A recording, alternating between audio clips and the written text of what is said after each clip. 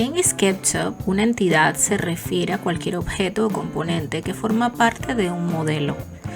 Es la unidad básica que compone los elementos dentro del espacio de trabajo y algunas de las entidades más comunes incluyen las líneas o aristas, que son segmentos básicos que definen las formas en SketchUp. Pueden ser rectas, curvas y unirse de manera que creen superficies.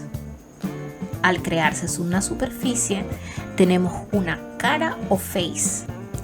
Estas son superficies planas creadas por 3 o más líneas cerradas que se conectan para formar un área delimitada. Las caras son esenciales para poder construir modelos tridimensionales y se generan automáticamente cuando 3 o más entidades se encuentran alineadas a una misma altura.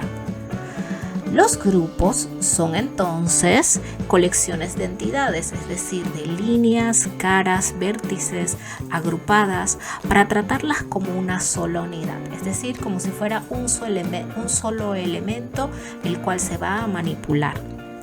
Esto facilita la organización y evita que las entidades individuales interactúen entre sí a la hora de modelar. Por último, vamos a encontrar entonces los componentes que son similares a los grupos, pero con la ventaja adicional de que se pueden utilizar más de una vez.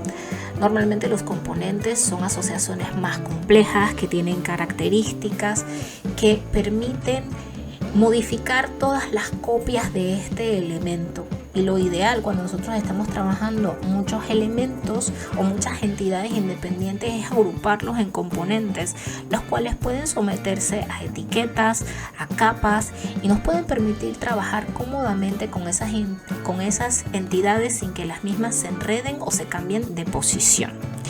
Es importante entender cómo funcionan las entidades porque muchas veces nuestro dibujo puede valerse de entidades sencillas como una recta o una línea o un arco, una curva, pero luego a la hora de generar superficies ya estamos interactuando con más de una entidad, a menos que nosotros agrupemos esas entidades y las convirtamos en un solo elemento.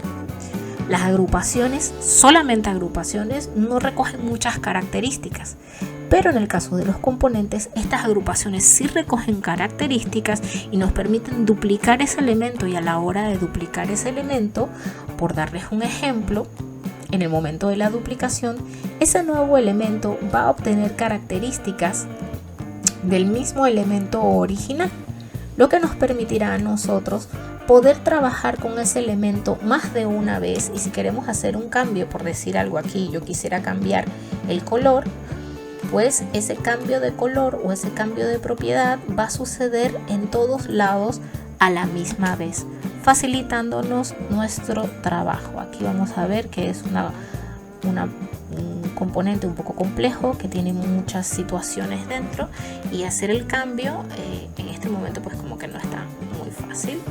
Voy ahora a colocar el color. Ahora sí, vemos entonces que se ha cambiado de color tanto el original como el componente secundario, que es el que está a un lado. Entonces los componentes nos dan estas facilidades, lo cual los grupos solamente se puede replicar en ese grupo en particular.